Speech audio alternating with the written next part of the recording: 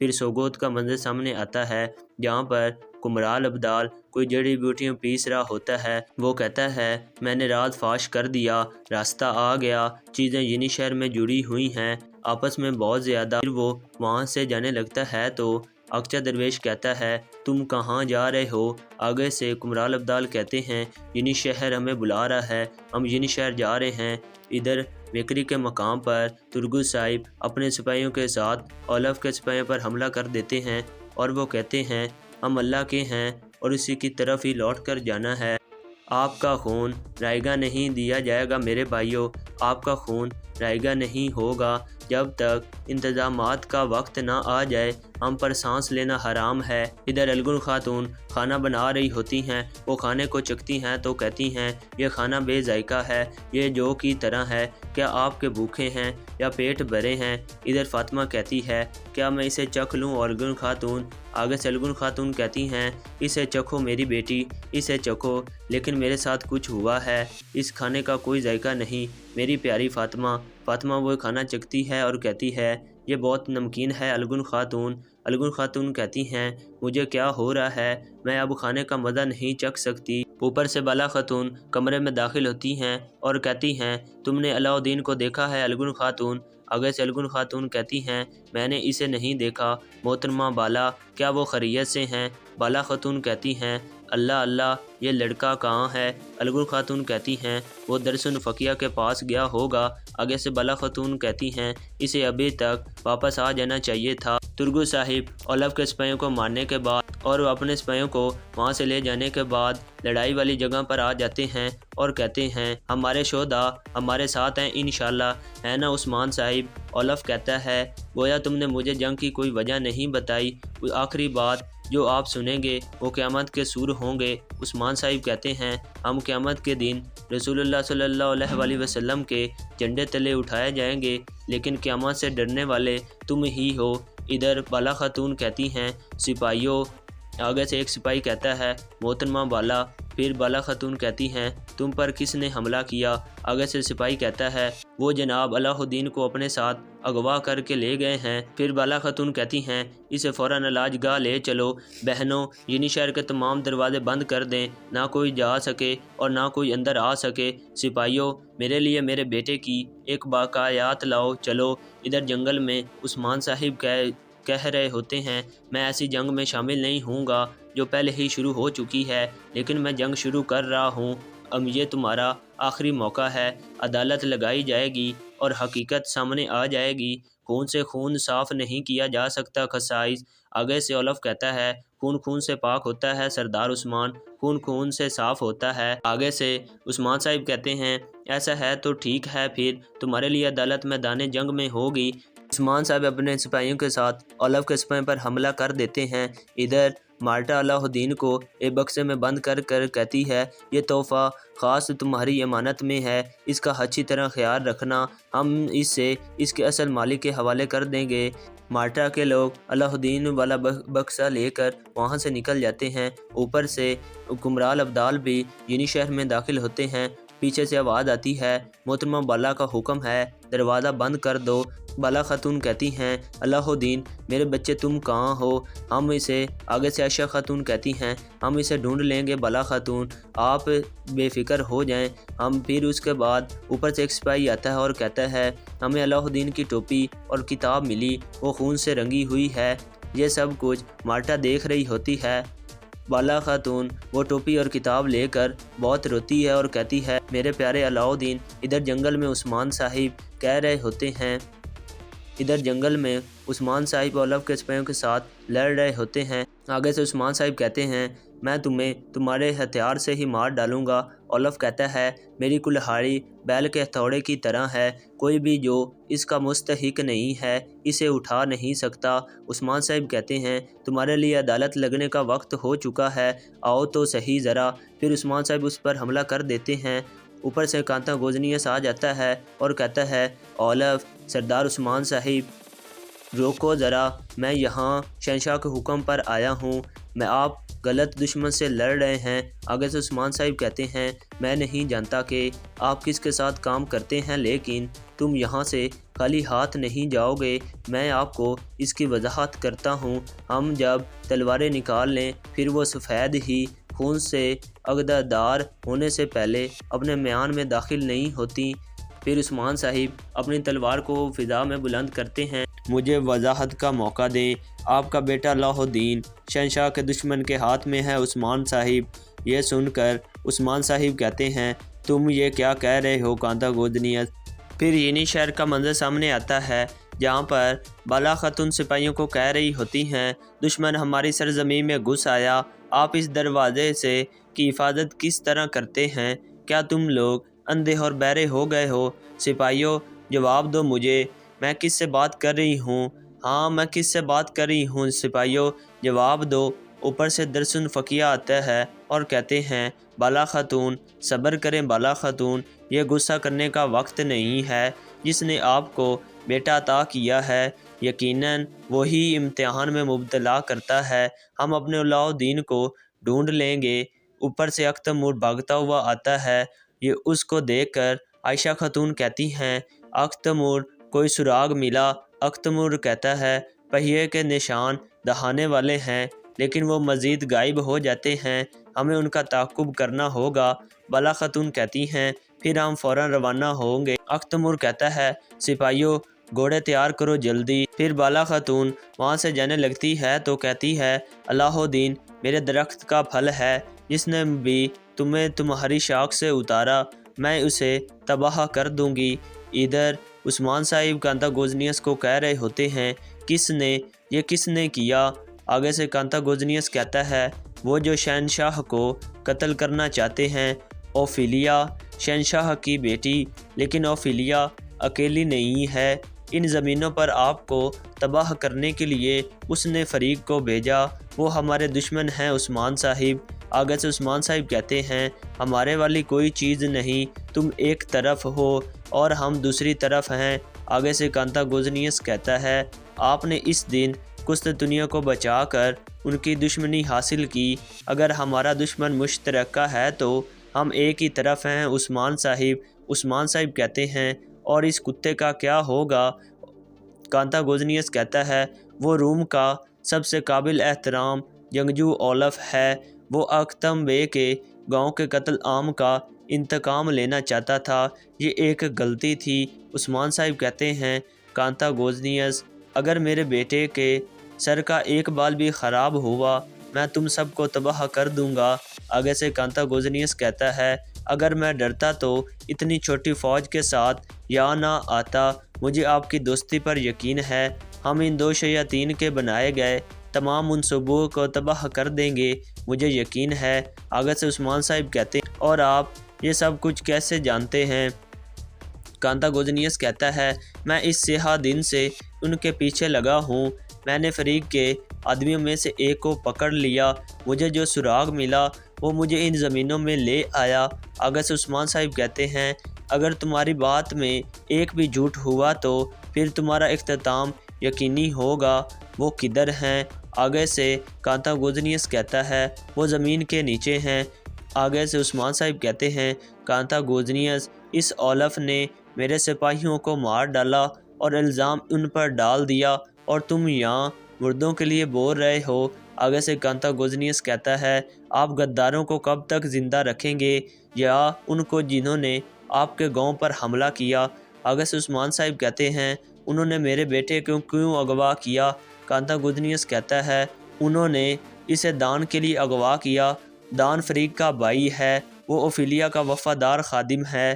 پھر قسطنطنیہ کا شاہی محل کا منظر سامنے آتا ہے جہاں پر شہنشاہ ایک زرہ کو دیکھ کر کہتا ہے میری پیاری بیٹی اوفیلیا، اس نے میرے لیے ایک بہت ہلکی اور مضبوط زرہ تیار کر رکھی ہے۔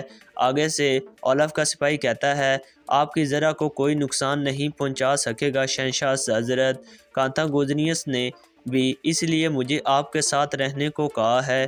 شہنشاہ کہتا ہے کانتا گوزنیس کو مجھ سے اتنا ہی پیار کرنا چاہیے جتنا اوفیلیا کرتی ہے۔ ہاں پھر شہنشاہ وہ ذرا پہنتا ہے جو اوفیلیا نے دی ہوتی ہے۔ وہ جیسے ہی پہنتا ہے تو اس کو تکلیف ہوتی ہے تو سپاہی کہتا ہے کہ آپ ٹھیک ہیں جناب۔ آگے سے شہنشاہ کہتا ہے یہ اہم نہیں ہے، ذرا کی کڑھائی پر سوئی رہ گئی ہوگی۔ آگے سے سپاہی کہتا ہے یہ کیسے ہو سکتا ہے، شہزادی اوفیلیا نے اس کے لیے احتیاط سے کام کیا۔ اوپر سے اوفیلیا آ جاتی ہے اور کہتی ہے بابا آپ نے پہلے ہی ذرا پہن لی۔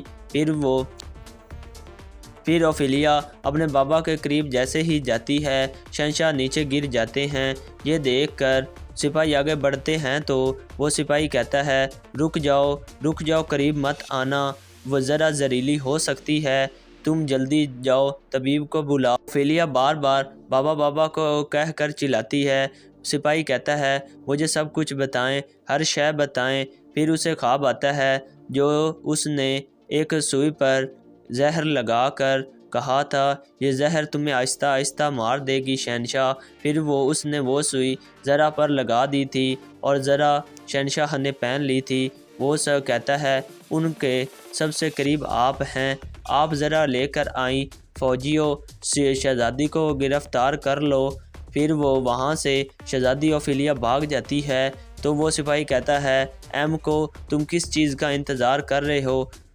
وہاں سے شہزادی اوفیلیا بھاگ رہی ہوتی ہے۔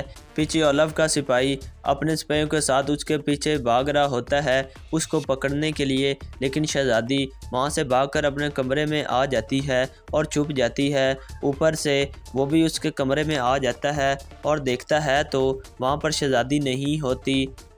وہ کہتا ہے ہر شے کو تلاش کرو، ہر شے میں دیکھو اس کو، وہ کہیں نہ کہیں ہو۔ عثمان صاحب کانتا گونجنیس کو کہہ رہے ہوتے ہیں میں اپنے بیٹے کو ان سے بچا لوں گا، لیکن اس سب کے پیچھے اگر تم ہوئے۔ آگے سے کانتا گونجنیس کہتا ہے میں کسی چیز کے پیچھے نہیں ہوں، میں آپ کے سامنے کھڑا آپ کا دوست ہوں۔ آگے سے عثمان صاحب کہتے ہیں میں ابھی تمہاری بات سنوں گا، لیکن وہ اولف اس نے میرے سپاہیوں کے ساتھ جو کچھ کیا اس کی قیمت ادا کرے گا۔ آگے سے اولف کہتا ہے اوکتم کا گاؤں کو تباہ کرنے کا حساب دینے کے بعد میں اپنے بہائے گئے خون کے ہر قطرے کا حساب لوں گا۔ ترگو صاحب کہتے ہیں فکر مت کرو اولف، وقت آنے پر تم مجھے اس کا حساب دو گے، روم کے قابل احترام جنگجو۔ آگے سے کانتا گونجنیس کہتا ہے عثمان بے آپ دیکھ سکتے ہیں ہم اس بارے میں بہت واضح ہیں، اگر آپ چاہیں تو ہم اگلے اقدام پر بات کر سکتے ہیں۔ آگے سے عثمان صاحب کہتے ہیں ہم بات کریں گے، اور پھر وہاں سے عثمان صاحب اپنے سپاہیوں کے ساتھ چلے جاتے ہیں۔ اس کے جانے کے بعد کانتا گونجنیس کہتا ہے تم واپس نہیں آؤ گے عثمان۔ پھر ادھر عثمان صاحب اپنے ساتھیوں کے ساتھ جنگل میں جا رہے ہوتے ہیں۔ ادھر کانتا گونجنیس اولف کو کہہ رہا ہوتا ہے عثمان نے چارہ لے لیا، اب ہم انتظار کریں گے جب تک کہ وہ قائل نہیں ہو جاتا۔ اولف کہتا ہے اس سے پہلے کہ میں تمہیں مار دوں مجھے ہر شے کے بارے میں بتاؤ۔ آگے سے کانتا گونجنیس کہتا ہے تمہیں تماشا بند کر دینا چاہیے اولف۔ آگے سے اولف کہتا ہے میں منصوبے پر قائم ہوں، تم نے مجھے عثمان کا سر کیوں نہیں کاٹنے دیا، مجھے بتاؤ۔ کانتا گونجنیس کہتا ہے یہ خط مجھے فریق کی طرف سے آیا ہے، فریق مجھ سے متفق ہے، اس نے میرے لیے علاء الدین کو اغوا کر لیا، ہم اس طرح تباہ نہیں کر سکتے، اس سے دان مارا جائے گا، کیا تم دوسرے بھائی کو بھی کھونا چاہتے ہو؟ آگے سے اولف کہتا ہے میں اس چرواہے کی وجہ سے دوبارہ کسی کو نہیں کھونا چاہتا۔ کانتا گونجنیس کہتا ہے پھر ہم اپنے منصوبے کے مطابق کھیلیں گے، علاء الدین ہمارے پاس ہے، عثمان اسے ڈھونڈ لے گا لیکن وہ زندہ نہیں رہے گا۔ اولف کہتا ہے میں تجارت نہیں کروں گا، میں ینی شہر پر حملہ کروں گا اور اس کے بیٹے کو مار ڈالوں گا۔ آگے سے کانتا گونجنیس کہتا ہے تم یہ سب مشکل کیوں کر رہے ہو اولف، عثمان مر جائے گا جب وہ علاء الدین کو بچانے کی کوشش کرے گا اور تم خاموشی سے اپنے بھائی کو بچا لو گے، پھر میں نیکیا کی فوج کے ساتھ آؤں گا اور ینی شہر کو تباہ کر دوں گا۔ ओलफ कहता है एक हीरो के तौर पर हम जाएंगे। आगे से कांतागोजनियस कहता है तख्त मिलने के बाद हम तमाम तुर्कों को जहन्नम वासिल कर देंगे। मैं तुम्हारी भी फिक्र कर रहा हूँ क्योंकि तुम अहम हो ओलफ। फिर ओलफ उसे गले मिलाकर कहता है मैं तुम पर एतमाद करना चाहता हूँ कांतागोजनियस, मुझे हराना मत। अगर तुमने कोई गलती की मैं तुम्हारा सर काट दूंगा। ओलफ वहाँ से अपने सिपाहियों के साथ चला जाता है। इधर बाला खातून भी अपने सिपाहियों के साथ अलाउद्दीन को ढूंढ रही होती हैं। ऊपर से उस्मान साहिब अपने सिपाहियों के साथ आ जाते हैं और कहते हैं बाला क्या हुआ मुझे बताओ। बाला उसको टोपी दे कर कहती है उन्होंने हमारे बेटे को अगवा किया। अख्तमुर कहता है नशानात हमें यहाँ तक ले आए हैं लेकिन अब दो रास्ते हैं। उस्मान साहिब कहते हैं जिसने भी मेरे बेटे के साथ ऐसा किया इसके लिए इस ज़मीन पर कोई जगह नहीं है। तुर्गुस साहिब कहते हैं कांतागोजनियस दुरुस्त था। फिर उस्मान साहिब कहते हैं हम गाड़ी के नशानात का तआक्कुब करेंगे, कुछ सिपाही इस तरफ जाएंगे। अख्तमुर तुर्गुत बे के साथ औक्तम बे के कबीले जाओ, शहीदों को वहाँ ले जाओ और कबीले के हवाले कर दो। आगे से अख्तमुर और तुर्गुत साहिब कहते हैं जो हुक्म मेरे सरदार। उस्मान साहिब कहते हैं वाला हम अपने बेटे को ढूंढने जा रहे हैं, चलो। फिर उस्मान साहिब और बाला खातून वहाँ से अपने बेटे को ढूंढने के लिए चले जाते हैं। इधर ओलफ के सिपाही अलाउद्दीन को एक जंगल में ले आते हैं। अलाउद्दीन उनका खंजर निकाल कर वो एक सिपाही पर हमला करता है लेकिन वो सिपाही आगे से उसको नीचे गिरा देता है। आगे से अलाउद्दीन कहता है मार दो मुझे, तुम किस चीज़ का इंतज़ार कर रहे हो। वो सिपाही कहता है तुम्हारे बाबा की मौत के लिए तुम्हें ज़िंदा रहना है, फिर तुम सब मर जाओगे। आगे से अलाउद्दीन कहता है ना मैं दुश्मन का कैदी रहूँगा और ना मेरे बाबा तुम्हारे जाल में फंसेंगे, मार दो मुझे। वो सिपाही कहता है आज उस्मान से हम इंतकाम लेंगे, हम इंतकाम लेंगे। इधर फरीक लियो को कह रही होती है मुझे तुम्हारी ताज़ा मछली पसंद है लियो, मुझे देखने दो। वो एक मछली से ख़त निकाल कर कहती है तैयार हो जाओ लियो। जबकि उस्मान अलाउद्दीन की तलाश में है, हमदान को जिंदान से बचा लेंगे। लियो कहता है शहर के चारों तरफ सिपाही हैं, वो तमाम दुकानें भी बंद कर रहे हैं। फरीक कहती है क्या मुझे खौफ की बू आ रही है, तुम खौफज़दा हो। आगे से लियो कहता है नहीं मैं खौफज़दा नहीं हूँ, हम जिंदान कब जा रहे हैं। फरीक कहती है जल्दी करने की ज़रूरत नहीं लियो, कोई मुसाफिर है जिसे हम यनी शहर में खुश आमदीद कहना है। मान साहिब और बाला खातून अलाउद्दीन को ढूंढने के लिए जंगल में से जा रहे होते हैं तो उनको एक संदूक दिखाई देता है। उस्मान साहिब कहते हैं जरकुताई देखो उसको। वो जरकुताई जाकर उस संदूक को जैसे ही खोलता है तो वो खाली होता है। वो कहता है ये तो खाली है मेरे सरदार, ये खून से लिखा हुआ है मेरे सरदार, उसने ताक़ुब ना करने का कहा है। बाला खातून कहती हैं अगर उन्होंने मेरे बेटे को नुकसान पहुंचाया तो मैं दोनों जहानों में उनका पीछा नहीं छोड़ूंगी उस्मान। आगे से उस्मान साहिब कहते हैं बाला फ़िक्र ना करो, लेकिन हमें इस मामले में मुतात रहने की ज़रूरत है। हमारे बेटे ने उनके जाल को भांप लिया, अब मेरी बात गौर से सुनो। फिर किस तरह उनको नुकसान पहुंचाएंगे और अपने जाल में उनको फंसा लेंगे, फिर हम अपना अलाउद्दीन उनसे ले लेंगे। तुम मुझ पर यकीन एतमाद रखो। यहाँ पर ये एपिसोड ख़त्म हो जाती है। तो नाजरीन आपको कुलूद उस्मान सीज़न 4 की एपिसोड 12 कैसी लगी मुझे कमेंट में ज़रूर बताइएगा और साथ साथ मेरे चैनल IS वीडियो को भी सब्सक्राइब करें और बेल आइकन को ज़रूर प्रेस कर दें ताकि आपको कुलूद उस्मान सीज़न 4 की एपिसोड 13 जल्द से जल्द पहुंच सके। और मिलते हैं किसी नई वीडियो के साथ, तब तक के लिए आपसे इजाज़त चाहूँगा। अपना ख्याल रखिएगा।